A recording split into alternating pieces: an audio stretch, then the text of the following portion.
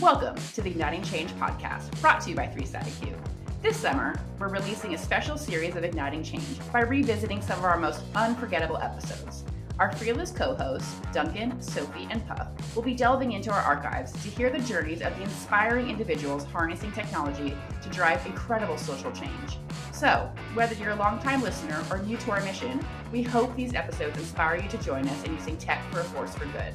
So sit back, relax, and enjoy this special remix of the Igniting Change podcast. Absolutely. So my name is Doug Krehbel. I use he, his pronouns. I'm based on unceded Piscataway Conoy tribal land, otherwise known as Baltimore, Maryland, here in the U.S.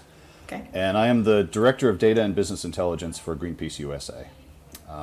Greenpeace, many people have heard of as one of the older, continually going environmental groups. Our mission, along with 26 other national regional organizations around the world, is basically to bring about change using nonviolent direct action, using supporter engagement, using pressure on politicians and corporations. And we just passed our 50th year. So it's been a real joy to be here. And in terms of how you kind of got there, so you started out as a software developer a few years ago? Very many years ago, yeah, in the early days. So. Okay. What was your language of choice?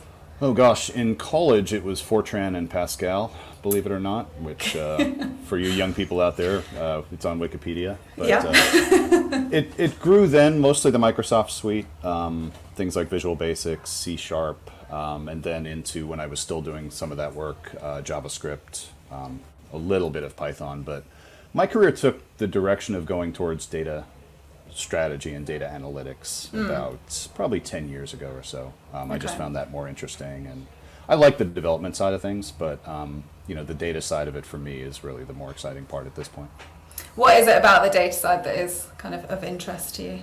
Well, because it can be so multi-purpose, and data is also very misunderstood, I think. Especially, but not exclusively to non-data professionals, right? So what is data? What do we do with it? I mean, people think that it's pretty straightforward.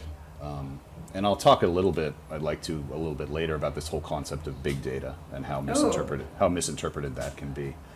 But yeah, so I find it really interesting that you can take so many different approaches to it at once, as opposed to software development, which is really like, we have this thing we need to get done. It needs to be built this way. It needs to work. It needs to do all these functions. So. Yeah. Okay. And so you started out as a software and kind of you went hard into the data sort of in the last few years. You obviously had a stint, again, LinkedIn, creepy stalking, you had a stint as an actor or as an artist. This is true. This is true. I've been a proud member of Actors Equity, which is the U.S. stage union, for, I think, 12 years now. So I mix in plays when I can. It's harder as you get older. It's harder to get up the energy to work all day and then hit a rehearsal, but still once in a while. Yeah, I can fully imagine that. And you did some voiceover work. So like we said earlier, we did some digging into IMDb and found your Randis character. So oh my gosh, that was in the mid '90s, I think. It was it was an English language dub of a Japanese robot-based animation series. My character is a huge robot that dies in the first episode. Oh, okay. So I think I had about 6 lines in this deep mechanical voice that I won't even try to replicate for fear of humiliation. But no, I've also done a lot of book narration. I was a public radio host for 7 or 8 years there, so I really like that part of it as well. Oh, nice. Yeah, it was the Genesis Survivor is the name of the show. That's it. We did the dig on. Yeah, it looked pretty interesting. So, and then kind of back into software, presumably the short time as a giant robot was fulfilling, but not quite there. Right, it didn't pay the bills. Yeah, so. I mean, we've all been big robots. But so and then back into software, and you worked and then like you say, you went into the kind of data side of things. So I've got my notes, that's why I keep looking away. So that was at FrontStream. Yeah, although before that, I was a developer at the Housing Investment Trust for the AFL-CIO here in the States. And that's a nonprofit labor organization which builds low-income and middle-income housing in places where it's very badly needed. I was kind of a one-person software developer shop. Unicorn. So I was the data architect, the SQL developer. I was everything. So I think that was where I really made the turn, and that's also where I really decided that my heart was in the labor nonprofit space, and that's where I was going to stay. Yeah, I was going to say, that was the first role that was kind of in that non-profit space. I think once you've worked, even on the fringes, so we're an agency, we do tech for good. I've been here for 10 years. Mm-hmm. Prior to this, I worked in subprime finance, which is like the bad kind. I think once you've worked in this space, it's a difficult one to leave. Absolutely. I mean, there are sacrifices. People, my team, I always tell them you could be making more money somewhere else, but please stick around because you're really making a difference. And we see it a little bit every day, whether it's in the fundraising side or on the campaign side. Yeah, and I mean, I think if you're interested in that space, to then go to Greenpeace is it's one of the big ones, definitely. That must have been quite a incredible transition. It was a bit of a dream come true, honestly. And I tell people this story, and I don't know if they believe it. In the late 1980s, a record album came out to benefit Greenpeace, specifically the whaling campaign, and it had all these artists that I liked, a lot of UK artists, Nick Kershaw, the folks. And I bought it when I was 17 or 18 or so, and I was just fascinated by it. And I'm like, what is this Greenpeace? And that's when I started finding out about them, and then who knew, 30-odd years later that I would actually go to work for them. So nice bit of kismet. Yeah, that's right. You said about kind of you act as like a central service, so within Greenpeace, so you serve the fundraising team and others as well. Do you guys presumably also provide data for organisations outside of Greenpeace and journalists or? Yeah, when asked, for sure. The tanker work is an example of that, where we were able to provide some pretty detailed and supportable evidence of what was going on. We share data with smaller groups. We don't share data about our supporters.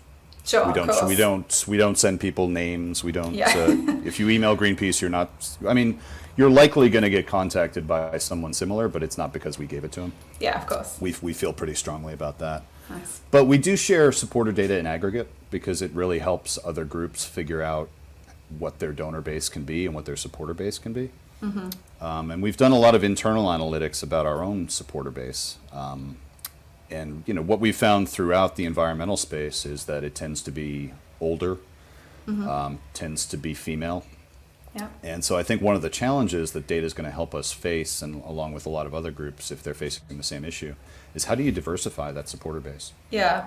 How do you find out where people are that want to meet you in this space, but just we're not approaching the right way, or not appealing to the things that are really on their mind? Yeah. The climate crisis has brought a lot of young people into the environmental movement. Yeah, I was going to say I'm surprised that it's an older supporter that is the more typical, but I guess it's a financial element as well. I should clarify, older donors. The donor base is older. Yeah. Right, supporters and volunteers and petition signers run the gamut. Of course. But so that's where that stands. Yeah. Okay. Yeah, it must be absolutely fascinating, and it's also just from the sort of not-for-profits that we work with, trying to keep it kind of fresh with the fundraising, with the data, and when you're up against things like COVID, and then I guess probably in America as well, but certainly in the UK we've been hit by a cost of living crisis, so donation is always kind of the first thing that people unfortunately will kind of cut back on. So I guess using the data to try and get kind of interesting insights and try and just think of it in a fresh way is your team's pretty indispensable. Yeah, we are. We don't set strategy, but we do want to inform the folks that do. And one other piece of the puzzle here in America that has definitely changed in my lifetime is that we are now in a continual election cycle. Yeah. Used to be that nonprofit fundraising would dip for important presidential elections, and then it would come back up for the next 2-3 years. I mean, people are constantly running for office, and they're getting all the attention.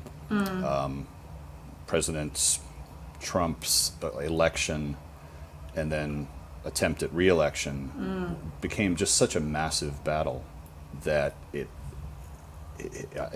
was a real challenge for non-political fundraising groups. Yes. And that seems the new normal now. I mean, the 2022 midterms were just as important to try and keep control of Congress. And now we've got a presidential election that, believe it or not, has already started here. It's people are already putting their hat in the ring. The fundraising has started. It's a troubling time. And so I think the challenge is to figure out what messages are resonating with supporters and donors that can tie into their political outrage, but also remind them that politics or not, we're a planet in crisis. We are an ecosystem in crisis. And that affects not just the environment, but it's a social justice issue, forgive me. Yeah, of course. So there's all these pieces at work, and we just try and provide like the most real-time sort of info that we can so that these folks can make the hard choices about how to pitch our message. Yeah, I can imagine it's quite difficult to remain impartial with the data sometimes, depending, we won't get into it, but, under Trump and stuff, there's certain ways to use data, right, I guess. You got to remain impartial. So one example that we found, which was pretty shocking to us, is we use a database that has predictive scoring. Okay. How likely is this person to be a Trump supporter on a scale of 0 to 100? How likely is this person likely to be in fear of climate change or feel that it's a real issue? We looked at some of that data and we found somewhat of a correlation, and I won't remember exactly where, but it's somewhere in the US where there's a really tight correlation between Trump support and climate concern. Okay. And we did some digging, and when you think about it, who is most concerned about shrinking access to water and to good farming? It's American farmers who tend to be conservative, tend to be rural, but they are also the ones on the front line saying that climate change is real. We have to do something about it. So that's the other fun thing about data is you find things like that you wouldn't expect. Yeah, nice. Yeah, I think I was definitely a big fan of when the sort of Freakonomics thing kind of blew up, and it was like, this is, I mean, you as an actual data person probably find all of that very pop psychology, but as a person that isn't in data, it's like, this is so interesting. There's, I imagine you come across quite a lot of that. Yeah, and there's been more written that I think has tried to bring data and information to a more understandable level. That book is an example. Malcolm Gladwell's work is a bit of an example. So there's more of that, but it's also easy to get misunderstood, as I alluded to earlier. Yeah. So talk more about that. Talk about the misunderstanding around data. Oh goodness. So I'll refer to a book that I think all of your listeners should check out. It's called Data Feminism. Okay. The authors' names escape me, but they're a couple of talented women who I believe are based out of New Zealand. Anyway, the book has a lot of wonderful arguments to it, but the biggest one to me is that it really puts to the sword this notion that big data is the best data. Okay. The more data you have, the more tables you have, the more fields and records and Google Analytics pixels that you have, the better positioned you're going to be to do that work. And there's so much fallacy in that. And they take it apart very nicely, one by describing big data as inherently masculine. Okay. If you think about it, I have a big data server, I have a big truck, I have this enormous house, so coming at things at massive scale, ignores a lot of nuance. And I don't mean to make this a gendered issue, but I really like how they approach it. Big data can do a lot, but it also contains a lot of bias. Of course. Take a look at American census data, and I don't know if this is true in the UK or elsewhere throughout the world. American census data, who does it count accurately? Yeah. Homeowners, white folks, older people that have been in their homes more often, and rural folks. Who does it not count? Black and brown folks, people who are, quote, illegally in the country, which I think is a pejorative and bad word, but I'm just using it that's how it's positioned. Of course. People experiencing homelessness, people experiencing mental illness. So simply because you have a data set of 320 million Americans doesn't make it a good one, right? And so you can have that data set, but act intelligently about it and realize that just the scale of your data is not going to serve you the best, right? Yeah. And there's also a misconception, I think, about sort of predictive analytics and about how that's used. And it can be used in some pretty dangerous ways. There's a very famous incident that happened with a large American retailer. I won't say it. I say who it is, but it's easy to find if you Google it. Yeah.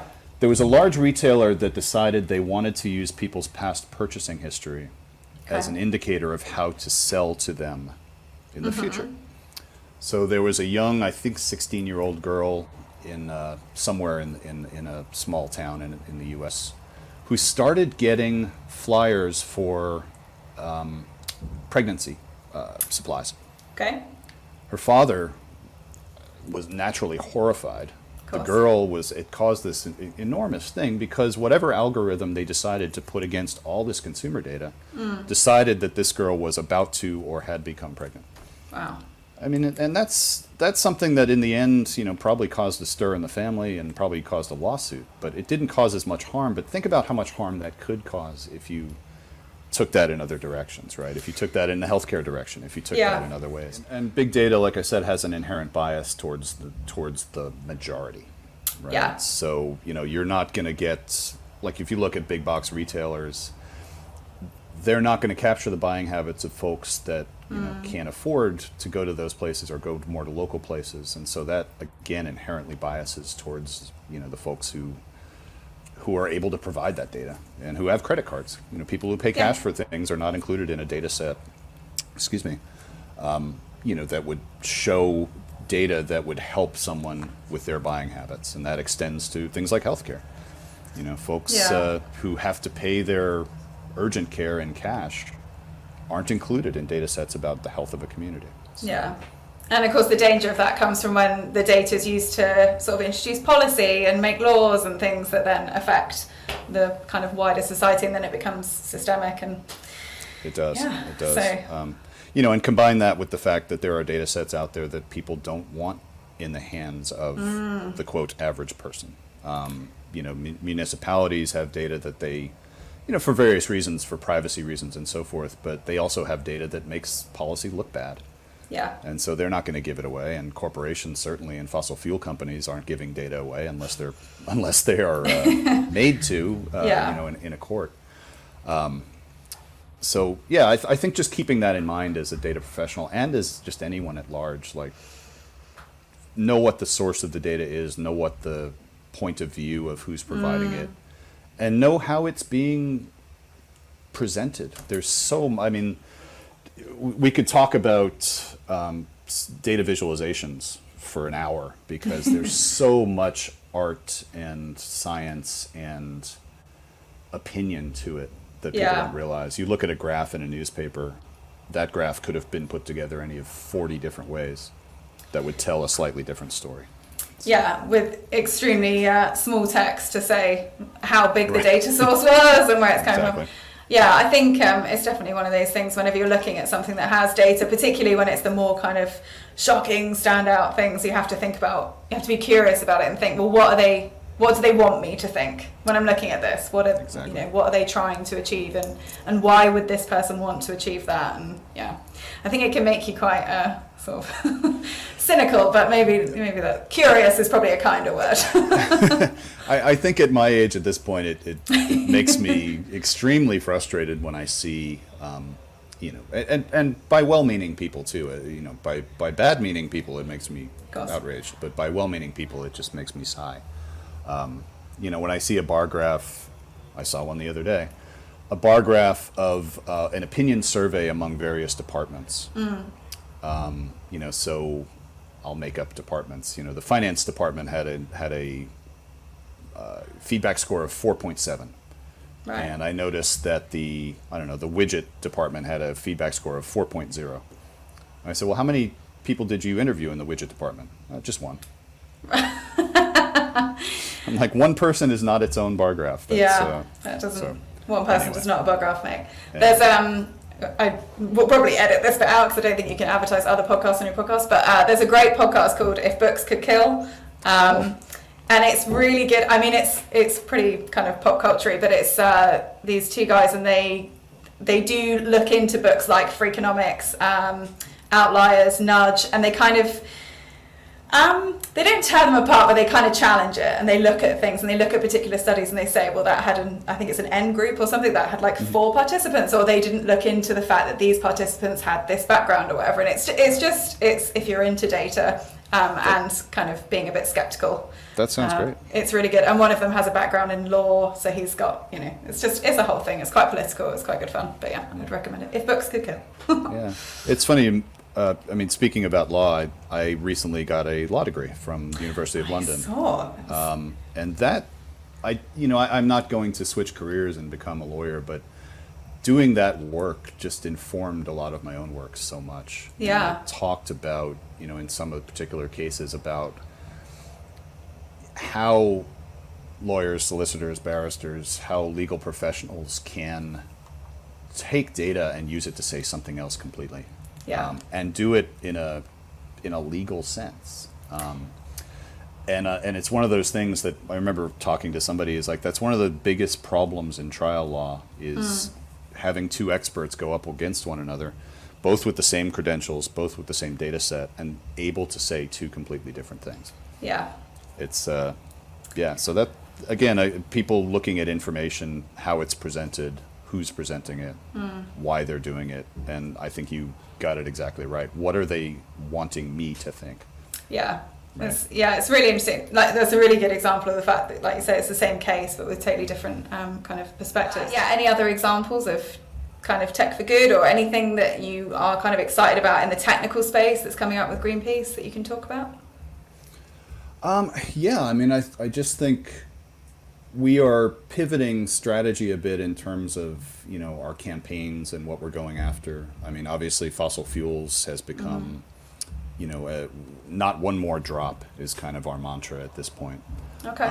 So we're really trying to get creative with regard to We're really trying to get creative with alternative energy sources, with how we convince folks not to have this love affair with fossil fuels. So how do you attack that from a data perspective? And there's just so many data sets out there. I think that's the exciting thing for us. We're part of a cooperative, and I can say who it is. It's called the Movement Cooperative, based in the US, but I believe they have international members as well. And it's this cooperative of, I don't even know how many organizations now, big and small, that share data with one another. They pool their resources together so that they can get access to things like voter file data. And there are so many new tools out there that all sorts of data management and manipulation. When I was learning data visualization, I think there were like 3 tools. Okay. There was Tableau, which is obviously still around, a couple others. I can't even, we did a request for possibly changing our existing one. I can't even tell you how many we looked at. I mean, there had to be 20, and they were all excellent. Yeah. So that to me is one of the more exciting things, is just more people creating really interesting tools.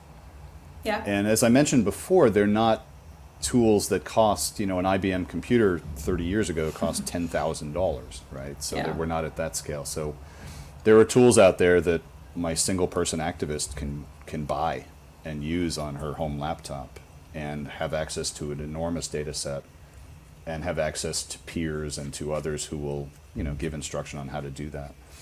So accessibility, I think, is the biggest thing in tech for good right now. Pulling back the curtain on some of the folks that have data and are unwilling to share it. Yeah. Again, we do a lot of public shaming of corporations and of governments. What are you hiding? Why are you hiding it? We didn't know this existed before. Yeah. That's the biggest thing. Nice. And again, you don't have to be an organization the size of a Greenpeace or a United Way or any of 100 others that are large scale to be able to do this kind of work. Yeah, and I think that's the thing, is the data will be so important to empowering people that actually if you have, the knowledge, then you can actually do something, and it doesn't have to be these big kind of sweeping changes. It doesn't always have to be policy, although obviously that is important. The impact that it can have on an individual can be just as worthwhile doing, as long as you know what you're doing and you have the data, then it can be supported. And not to throw a fly in the ointment, but can I answer the question you didn't ask, which is what are you concerned about in terms of tech for good? And I don't think it'll surprise anyone that, generated AI right now is an enormous, I don't know what it is, except to say, a friend of mine tested this the other day. You can literally say, I don't know, I don't remember the exact prompt, but draw me a graph that shows me that 1 and 1 does not equal 2. Oh, Something like that. Draw me a graph that shows me that Donald Trump's presidency was immensely popular. Things like that. I mean, and that stuff is going to get published. It's going to get, because it's not drawn necessarily on factual data. It's drawn on just whatever is out there and whoever's shouting the loudest, right? And there are a lot of good people, I think, who are trying to put checks and balances on generated AI. And it's the generated part that is really the troublesome part. I mean, artificial intelligence is a massive tool and has been used for so much good. But when you just trust it to produce something for you without really questioning where it's coming from, that's going to be a huge issue moving forward. Definitely. Well, the tech itself is agnostic, right? Like, it can be used for good or bad, but it's the fact that it's going to people that will then use it for bad. And all the kind of inherent, like we talked about earlier, the inherent bias and things. So whoever's building the systems that then generate the content, if you ask them, like, what's the state of this? Show data that doesn't, then it's going to have all of that bias kind of in there, and then, nothing to kind of challenge it. And just the volume of it as well. How can you possibly regulate if there's that much data being generated that's just false and then turned into these infographics that, like you say, go to the louder sites and things? Well, the equivalent I make, which may seem kind of odd, is online reviews. Right? People look at online reviews, and I do this even knowing how awful they are. When you look up a restaurant on Google, the first thing it shows you is how many stars it has, but everyone knows that the people that yell the loudest are the people that are unhappy. Right? So you can have, and reviews have been weaponized. If you're a business that annoys a certain community or group of people, they will give you 10,000 bad reviews in a minute using bots and using all of that. So where generated AI comes into the picture is it doesn't know how to weed out that chaff versus what's meaningful. So that's what your point about it being kind of used for good or bad. The problem is the data source that it relies on might inherently be non-factual, right? It might be just the people that, show me the worst restaurant in Baltimore. Well, it picks the one that had 60 bad reviews because they hung a pride flag outside their restaurant. So that's the troubling part. I'm not sure I'd want to be 20 years old at this point. To have 60 more years of this as opposed to however many I've got. I mean, there's a lot of reasons to not want to be 20 anymore, but it's. I think it can be quite overwhelming when you, especially, and you must have this as well, working in the environmental sector. You start sort of looking at things, and it can get pretty depressing pretty quickly, and kind of you can feel a little bit hopeless. I guess I'm going to ask you a difficult question now in terms of, can you leave us on a positive data insight note to make everyone feel like there is hope? Absolutely. Well, there's two things I think of in particular. One is that who a data professional is totally different than when I first started doing tech work, let's say 20 years ago. It is no longer male dominated. I think it's not diverse enough, but I think that the efforts are very strong to get more black and brown folks and women into the STEM space. I think the effort that was made, at least here in the US and probably worldwide, maybe 10 years ago, to have, young children get more interested in careers and fields they weren't normally, I think is bearing fruit. Like, when we put out for a position, we see a much, much more diverse set of technical folks, which is wonderful because it, as we say, there's a Talking Heads song that has a line that says, "Facts all have a point of view, facts don't do what I want them to." Nice. So same with I may be mangling that, so sorry, sorry, David Byrne, if I mangled that, I apologize. But it's true, though. I mean, the people that work with data shouldn't just be, I'll be quite honest, they shouldn't be just the people who look like me. Sure. They should come with all sorts of different perspectives, and I think we're seeing that now. I see it in the people I work with directly. I see it when I work with other data teams throughout the social and environmental justice space. So that's heartening. The second thing that's heartening is that more people are understanding what information can do, right? And I think we talked about the bias that can be used for bad, but I think awareness of that bias is becoming a lot more mainstream. Yes, thank you, Puff, and happy 2024 to you too. Excited to be joining you on Igniting Change today. So my name is Max Dakin. I am the Deputy Director of Philanthropy Data Strategy at UNICEF USA, and I am based here in Portland, Maine. That is quite the title there, Max. It's a mouthful. Quite a lot. So tell me, what exactly do you do for UNICEF? So UNICEF USA is the U.S. National Committee for UNICEF, of course, the UN Humanitarian Agency for Children. And at UNICEF USA, our focus is to advance UNICEF's mission within the American market. And really that means to increase awareness of UNICEF's work with the American public through fundraising and advocacy. And so my role is within UNICEF USA's philanthropy division, which is focused on raising philanthropic support from individuals and organizations in the United States. And my role specifically is around developing and advancing our philanthropy data strategy. And what that means is that data is such an important asset and tool for organizations today. UNICEF USA, we are really committed to and invested in our data and making better use of our data and technology. And so my role is to take that strategy and sort of think about how it applies to fundraising and philanthropy. How are we using data to generate more resources to impact children around the world? Amazing, and so eloquently put there, Max. Thank you. Was data always on the roadmap for you, Max? Has it always been something that you've been interested in, or have you just kind of fallen into this position naturally? Well, it wasn't really originally part of my background, and I think you'll hear a lot of people say in the fundraising and philanthropy sector more broadly that it wasn't a career path that they would have imagined or chosen. And so that's the case for me as well. And also the sort of data and technical part was not part of my background at all. I actually started out really more interested in the humanities. I had a liberal arts education. My first sort of passion or interest was actually theater. And so I worked at a Shakespeare theater company for a couple of years when I was a teenager and really thought that I was interested in going into theater and performance and being on the stage.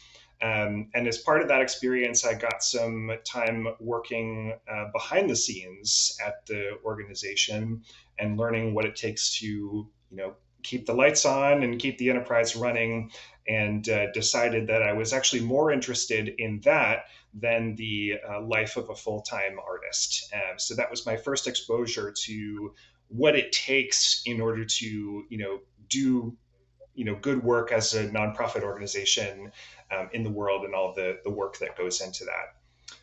After that theater experience, when I was in college, I worked part-time in the college alumni office, just as a side job.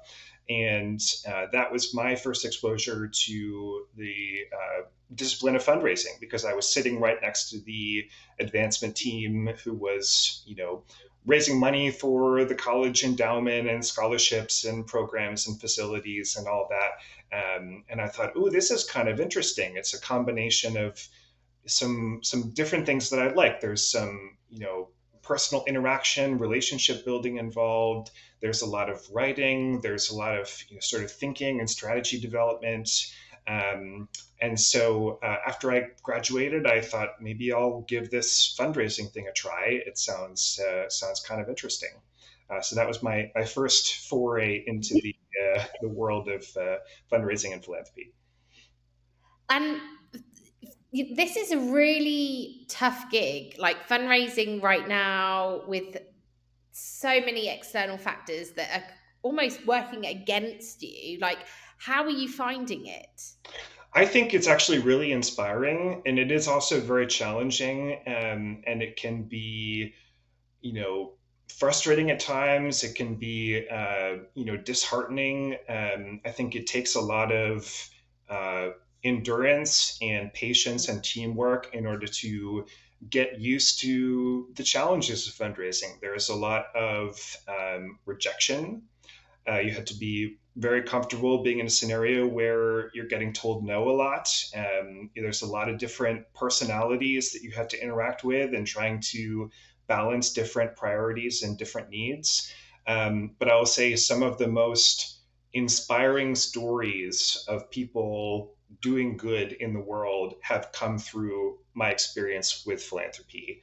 And so being able to see some of that in action, those are the sort of redeeming factors that help navigate through the challenges. Going from kind of like frontline to now using data and technology a little bit more, was that quite a steep learning curve, or was it something that you've always been really interested in? It was a steep learning curve, but one that I was very eager to pick up. So I had been, my first role in fundraising was as a grant writer. So I was writing foundation grants, corporate sponsorships, government grants, that sort of thing for, artistic and education programs. This is when I was working at a performing arts center in Washington, D.C. That was a good introduction to the field, and I learned a lot. But I also started to get dissatisfied with the cyclicality of that work, and sort of the same things were happening every year. I wasn't learning as much as I wanted to learn or growing as much as I wanted to grow. And an opportunity came up that the department I was in wanted to start doing some data analytics work. It was a new position that had just been created. The work had never been done before. They were, looking for somebody to fill that role. I had no training or background in that work whatsoever. It was just sort of, a side interest of working with a little programmatic data. But I was really keen for it, and went through the application process, and they were generous in giving me the opportunity to step into that role and learn for the first time. And so all of my training and education has been self-study since I started. I don't have a degree in the field, and I've done additional coursework and such, but it's all been on my own time, so to speak. But Max, that's so inspiring. And I think that's probably, well, it is kind of the way that this sector, this space is working right now, because so much change is happening so quickly that people don't have time to always, take a step out, go and get an academic certification and then kind of step back in. They're learning on the job. They're learning as they go. And I think to hear stories from real people like yourself, Max, that are learning on the job, like going around trying to work out how to do stuff, like that's the reality for a lot of people out there. But honestly, I find that not many people like to talk about this, because it's almost like, well, that's not the way it should be done. Oh, but yeah. The reality, that's the way that it's actually working in industry today. I agree with that, Puff. And it's so important especially when you consider the fact that nonprofit organizations often have a difficult time attracting certain types of talent. There's a sort of, perennial challenge or struggle in the industry around, how do we attract talent that has the technical expertise or technical experience when we're competing with the private sector or with the government, for those same employees. We can't afford the compensation, we can't afford the benefits, et cetera, et cetera. At least that's a common complaint that I've heard and challenge that I've observed. And I think that what you're describing, this approach of more of a homegrown talent development, giving people the opportunity to learn things, as part of their work responsibilities, and taking that time, having organizations invest in that sort of small learning, for their workforce is hugely important. And I'm somebody who loves to learn by default, and that's really when I feel the most fulfilled, is when I'm developing new skills or learning new things. Not everybody is like that, and that's okay. But I do feel passionate about trying to help people take advantage of some of the new capabilities there are around data and technology. I love to coach other people one-on-one, or to coach groups. I've done a lot of training in my time, and just the satisfaction that comes from learning how to do something new that makes our jobs easier or that saves time. That's a very fulfilling process, because we all have limited amounts of time, and sometimes it can be as simple as hey, let me show you how I do this thing in Microsoft Excel. Have you ever seen this before? And suddenly that one trick has saved somebody hours and hours of work, right? And without that sort of connection and shared learning, those opportunities don't happen. So, Max, have you got any examples of tech for good in your space, in your role right now? Absolutely. So there are two main ways that I think we're doing at UNICEF USA to use data and technology. And I'm really going to focus more on the data side of technology, since that's my focus and interest area. But the two areas where we're really trying to grow, one is around data-informed decision making. And that's really how we operate as an organization, how we use the information we have to make better decisions that help to grow the organization and sustain its work.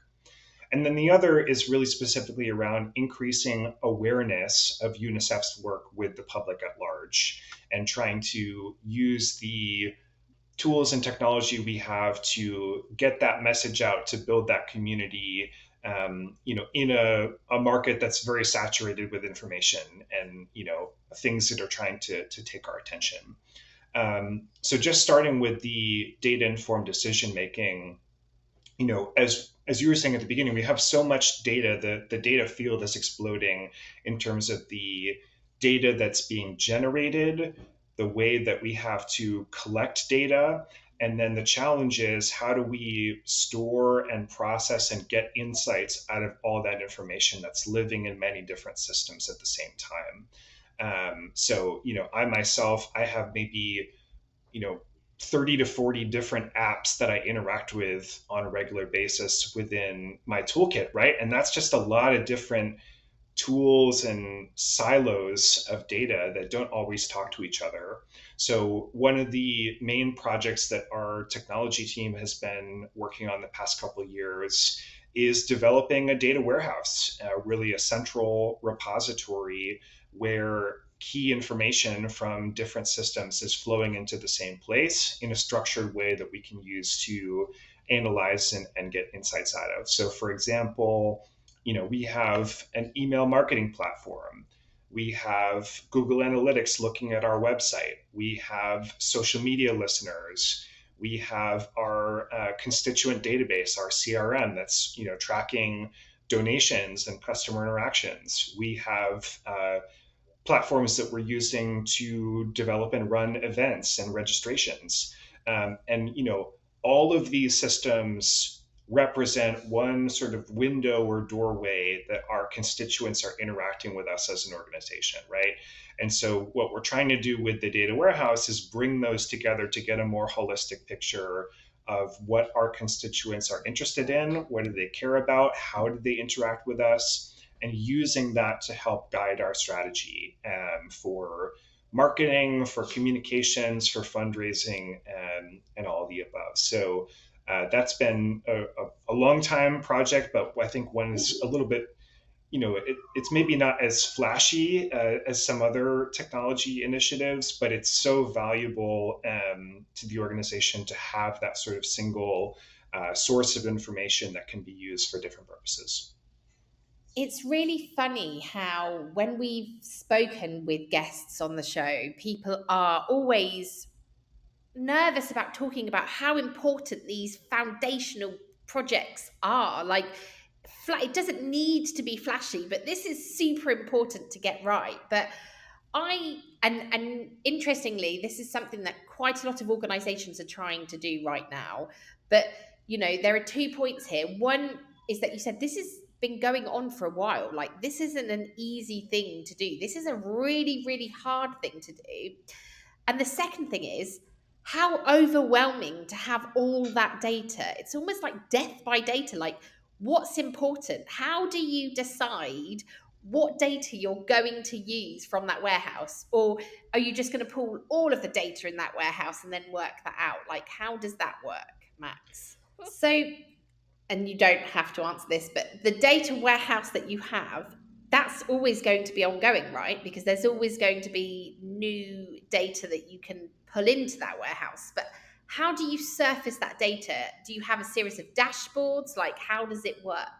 So the primary tool that we use to interact with the data warehouse is Power BI, which is our reporting and data visualization tool.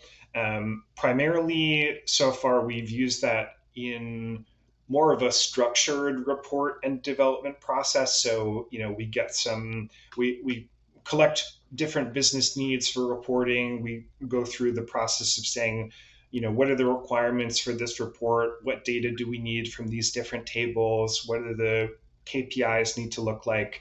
And then a product is developed and published for consumption. We really, over the past couple of years, transitioned a lot of reporting that was just being done like in Excel into Power BI. And the advantage of that is it saves a lot of time, a lot of staff time.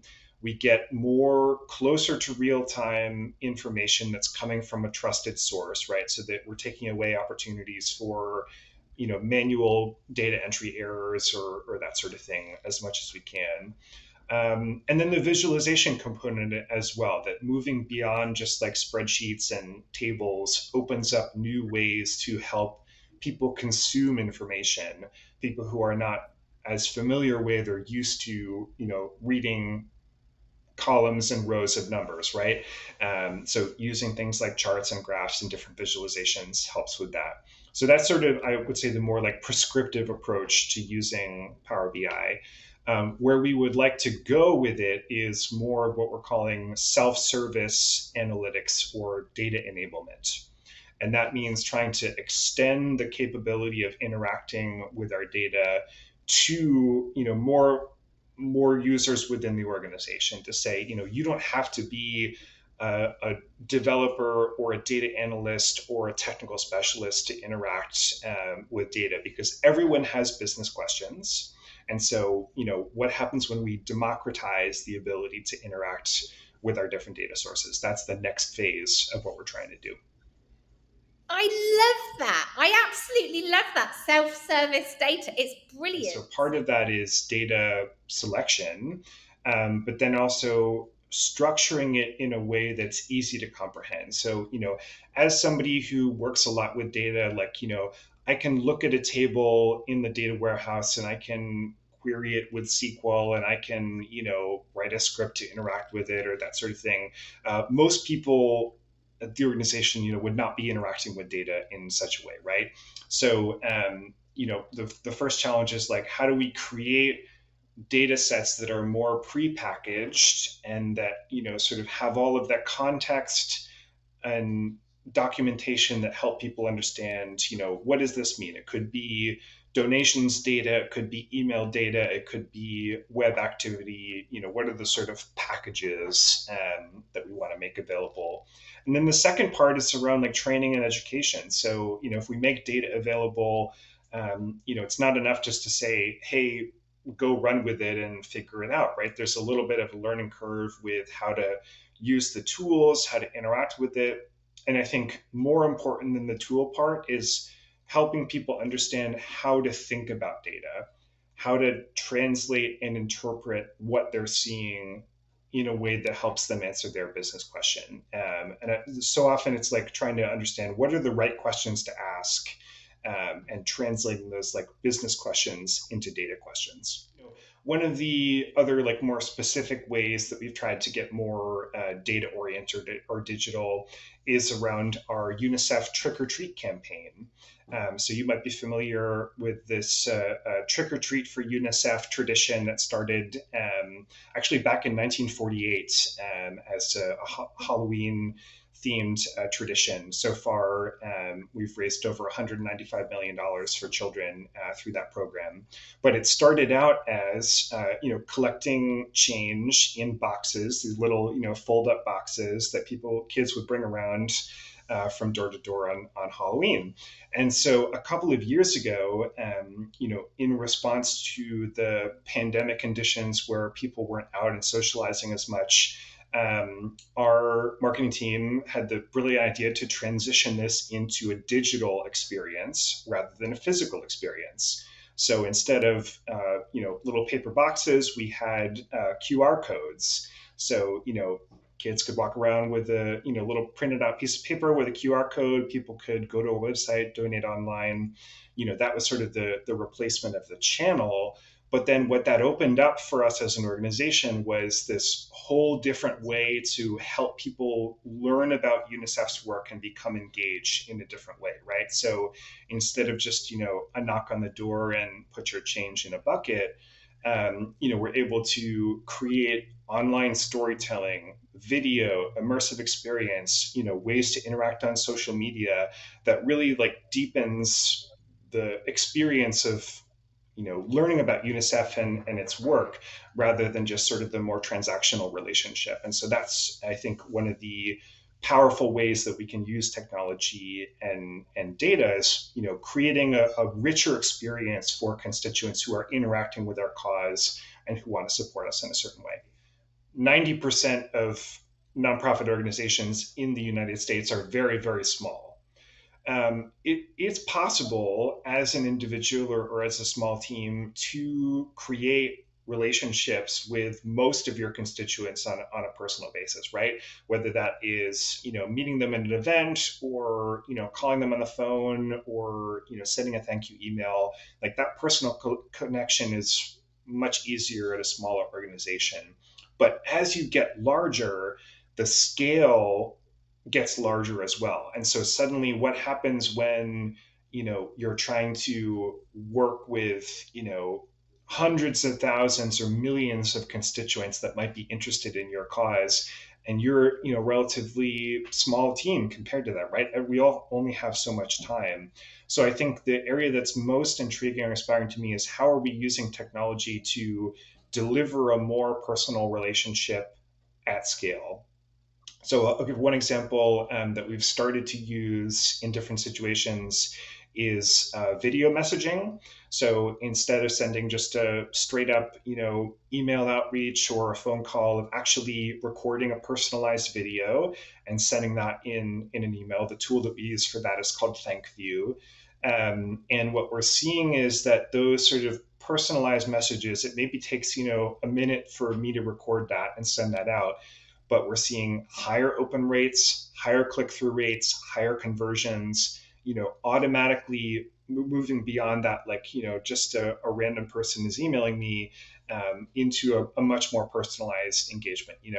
Hi, Puff, hope you're doing well. Would love to tell you about something that's exciting that's happening about UNICEF, right?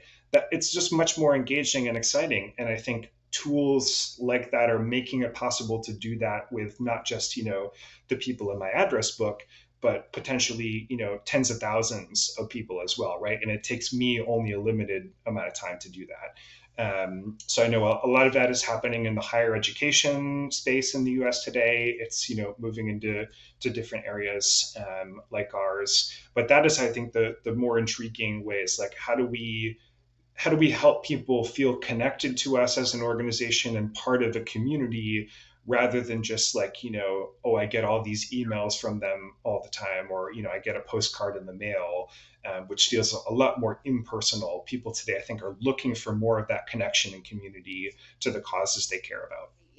Now, I'm conscious, obviously, we've talked a lot around data and using the data and presenting the data, but any thoughts on AI and what are some of the challenges faced around that? I'm loath to talk about it because it's it's a hot topic. It's been a hot topic for a while. But any thoughts or feelings around that, Max? Great question, Puff. I think I think there's a lot of hype around it right now, and I think it's probably overhyped. I think a lot of times when people are talking about AI today, they're talking about generative AI, things like ChatGPT or DALL-E or Bing Chat or whatnot, which is really only a small slice of what the world of machine learning has to offer. And I usually prefer to use that term because it's a little bit more, I think, down to earth.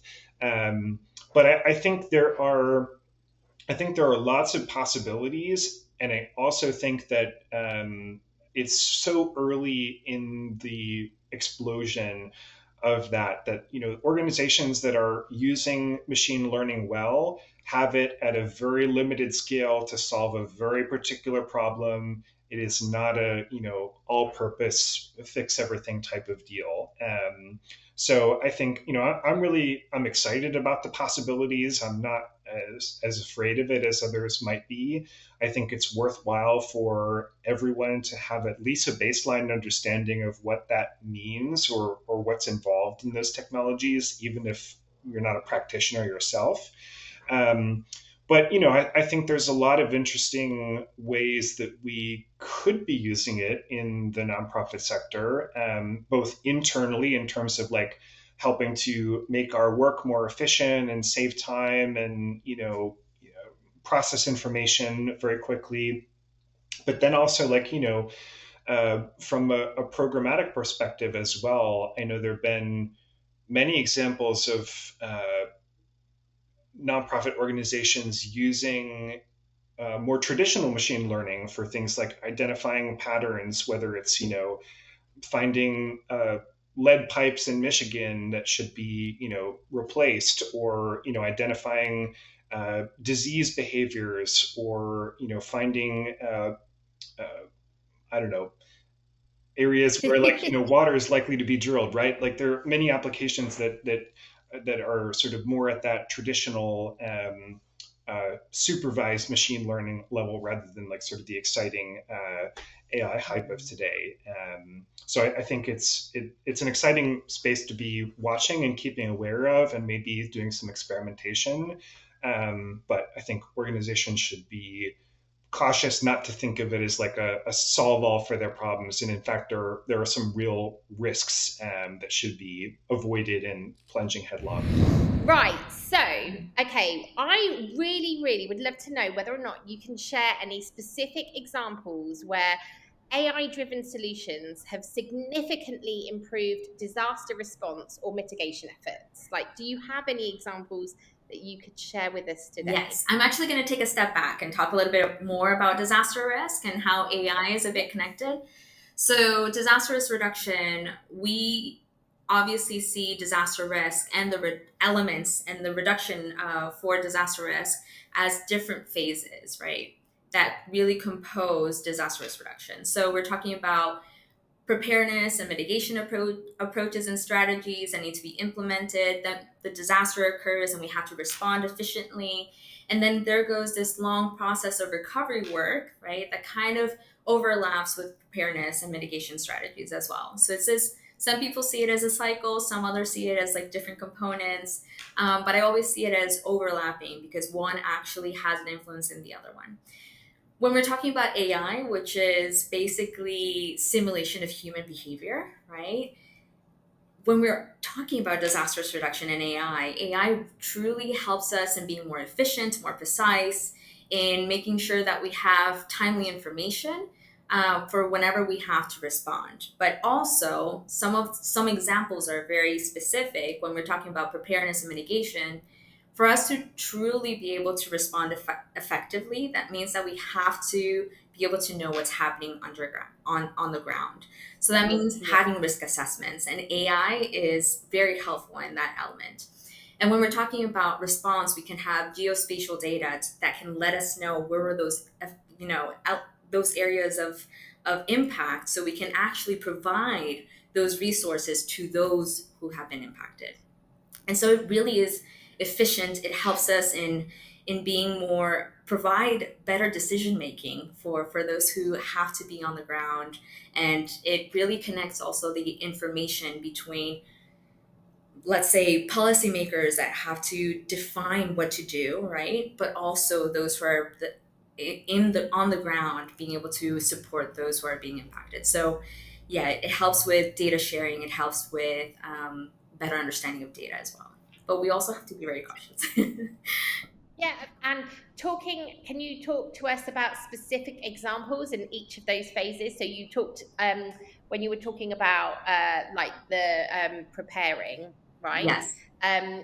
Talk to me about an example in that particular phase. So we're talking about risk assessments, right? For risk assessments, right, in AI, that means that we're bringing in all of these variables and data. We're talking about the hazards, how do they function, right? So we're talking about earthquakes, how often do they happen, where exactly do they happen, what levels, right, of impact they can have. Then we're talking about exposure. How close are you from that possible hazard? And then there's another element of vulnerabilities. And each one of them has a long list of variables that are being analyzed to be able to define a percentage of risk. And so what AI does is help us. We plug in all the information, and then it just, I'm going to say it like this, but it spits out the information for us. And it tells us, like, this is what you should be considering, right? So the other thing about preparedness, it also can provide us with recommendations, right? When you're thinking about this long element of resilience, it can help us in identifying from a big compilation of resources, what are the good practices of, sustainable solutions for preparedness, for mitigation strategies. So those are examples of how AI can be very particular in supporting that specific phase. When I talk about it, I've spoken to so many people, and I know there's a lot of nervousness around data and the quality of the data and where the data's come from, like, so that where the data's been sourced, and there's a lot of considerations there. Definitely. And that's why I mentioned from the get-go, like, this is great. AI is great. However, we need to be very cautious, because AI will give us a result based on what we feed it, right? And we can see the world right now, right? It's a very complex world. And as I said before, AI is a simulation of human behavior. And humans are very complex.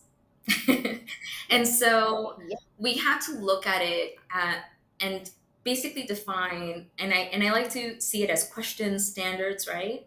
We need to first understand what is the context of the data that is being put in, right? If you're defining specific, solutions in the Americas, it's going to be very different to solutions in Europe. So the context is so important. The other element is who is providing that information, because sometimes we assume that the data really is representative of the whole society, but oftentimes it isn't, right? So sometimes we try to be positive, and we think that we're being very humanistic in many ways, but it all depends on the data that is being collected, right? And so that means, are we considering able-bodied people and not able-bodied people? Are we thinking about the different religions? Are we talking about the different type of races? Are we talking about the whole component of society? And I think that's so important. And so one thing is experts that actually recognize the importance of AI, and they understand how the systems and processes work, but also when we collect the information, who are we collecting the information from, right?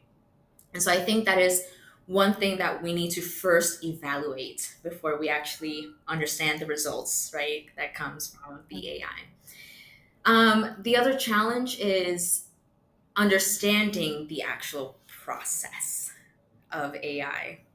And I think that, and many users nowadays, they're like, oh my gosh, this is so great. I use ChatGPT, I ask a question, and the information comes out. And I'm like, that's great. But do you know how that worked? right? Like, where did they get that information from? How did they understand how to process that information? And I think that's so important, especially in disaster risk reduction, right? Because once again, context is so important. So I think those two big ideas needs to be evaluated and explored a bit more when it comes to disaster risk reduction. And I think we still don't know enough. I know that all the experts and the people who work in technology and AI, they can explain it very easily, but the users need to understand that process too. And I think that's where we need to start building our capacity building knowledge to be able to properly use AI and DRR. So we've spoken about the first two phases. Well, it's a cycle, right? So let's say preparedness, response. What about recovery? What about some examples in recovery? Recovery work, for that one, I was thinking more of the long resilience, right? We want to build back better. That means that you kind of break down and have this like predictive analysis of like, if I build a specific infrastructure in this specific way, will it actually be impacted the same way in the future, right? That's like an example. But this idea of long term, I want to make sure that when I build back better, when I establish better policies, right? I establish new strategies, people are more knowledgeable about these risks. That means that we have all that information, or we should. And so from that experience, right, now AI can be learning from that experience. And I think that goes in line with what you were mentioning. But particularly, it's that ongoing analysis of risk and making sure that we're providing, sustainable solutions that are always up and coming. And that it's what it requires, right? That update, continuous update. That's what also helps AI, right? Because it's always updating all the time. So it all depends on what you put in, which means that they will provide better solutions based on this new information. What I absolutely love is just the potential in this space. So I'm going to go back to when mobile phones kind of first came out, and I remember when the App Store first, like the Apple App Store, right? And one of the and I was young, and one of the apps, I just remember it was very novel, like one of the first apps I ever downloaded, and it was like you drink a drink through your phone, like it just kind of, the volume went down on your screen, and it was just quite comical. Like I look back now and there's not a real use case for that technology, like it was silly, but now I use apps on my phone for banking, looking after like the security of my house, or to engage with my kids' teachers. I use apps every day. Like they've become a very important part of kind of like of my world. And I look at how AI kind of has started to creep in. It's been around for a very long time, but actually it's really interesting to see it now seeping through, like some of the tools that I use every day. We use a digital, like an online whiteboard, like to collaborate with the team. And there's as the past few weeks, there's a tool that I can just ask it to create me a board, and it will just do it for me. Like I literally type a command or talk a command, and it will just do it for me, which is amazing. The benefit of that is it's saving me time, so I can then use my time more efficiently in my day. But what the importance of it in DRR is incredible, because actually we can help people work more efficiently. We can crunch more data, we can analyze more data, which is an incredibly powerful tool, because ultimately what we're doing is going to be saving more people's lives. Okay, we're trying to reduce the number of people that are impacted by disasters every single year, which is growing year on year. But the power, like the use case here is real, and it's just so obvious and so natural. I get very excited by it, but at the same time, some of the challenges that you've mentioned, quite concerning. Yes. Well, it's helping educate us, really. And again, that's quite a bold statement, but if you're doing that risk assessment and you've thought of the main considerations, but actually there's a few other prompts that could be given to you that could save not only your life but other people's lives. So actually, it's really quite important. And by prompting you, like giving you the right information at the right time, that serves an incredible purpose right there. And I think that nugget of serving the right information at the right time is super, super important. And I think, and sorry I'm mentioning this a lot, but it's important to understand the process of AI, because that means that we can ask the right questions as well. I used to work in the education sector, and a lot of my colleagues who are still in that field, we were talking about the AI and the changes that there can be, right? One of them is there's going to be a lot of worry about the decrease of people's, analytical skills, etc. But a lot of the teachers that I used to work with, they were like, but actually, now I'm teaching my students how to ask the right questions, which is a big part of research as well, right? For me to actually understand what I'm looking for, that means I have to ask the right questions. And so that's the other element of AI, right? That we need to know what we're inputting, but also we know exactly what's going to come out, because we have an idea. We need to really understand that process. Those questions that we have to ask along the way. It's not a big question. Let me know when the next pandemic is going to happen. It's not going to give you that.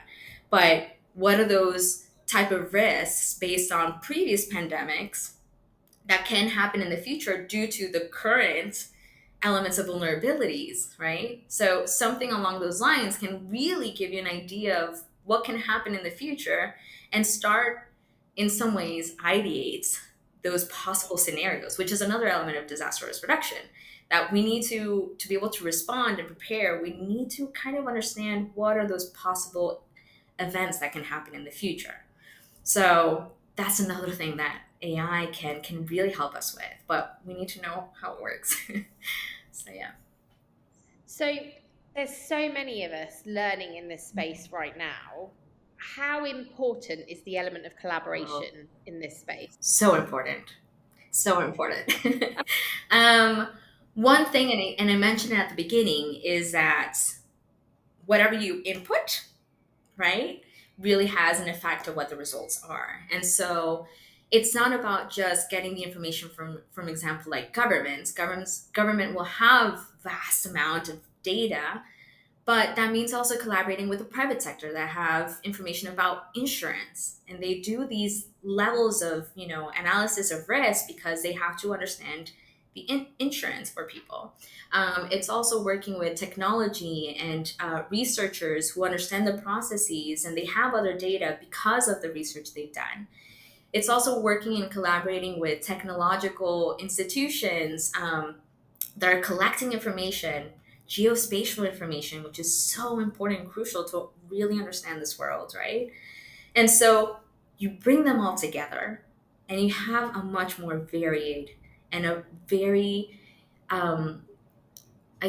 robust information that can give you so many ideas and angles about what the data can tell you. And it's not only that, it's also because I kind of went very top down, right? Like all these big institutions, it's also going local because the locals really understand whether that information is true or not, right? There's a lot of communities that are not connected with cities. And so they're oftentimes not included in data. And so that means that we need to be, going into the field, making sure that we're collecting that information, that they're part of the process of AI as well. Maybe not directly, but also getting their inputs of how this can be beneficial for them too. We're always very specific about technology and using technology, but who's the audience? as I mentioned before, I work with an amazing group of people. It's a regional scientific and technical advisory group. And for some years now, we've been talking about the importance of better integrating the element of technology. It hasn't been something that was truly highlighted in the work that we did. But it was so important to kind of do a deep dive to better understand that. What is technology for disaster risk reduction? And so one of the subgroups of the RSTAG was, well, let's do a report. And after a few workshops, lots of consultation processes, we now have around 100 people that are part of the mailing list to work on this special report that we want to understand better how technology is being used in the Americas and the Caribbean. How is technology not only being used, but how is it being effective? How can we learn from them? And what are those possible gaps that we can, as you said, we can keep learning and explore? And so right now we're going into a few topics. AI is one of them, so we can actually better understand how AI is working in the Americas and the Caribbean. And what I love about it is because of the region, it's so complex. It has a level of different levels of contextualization, right? Not only in terms of technology, but also languages and backgrounds. And it's amazing.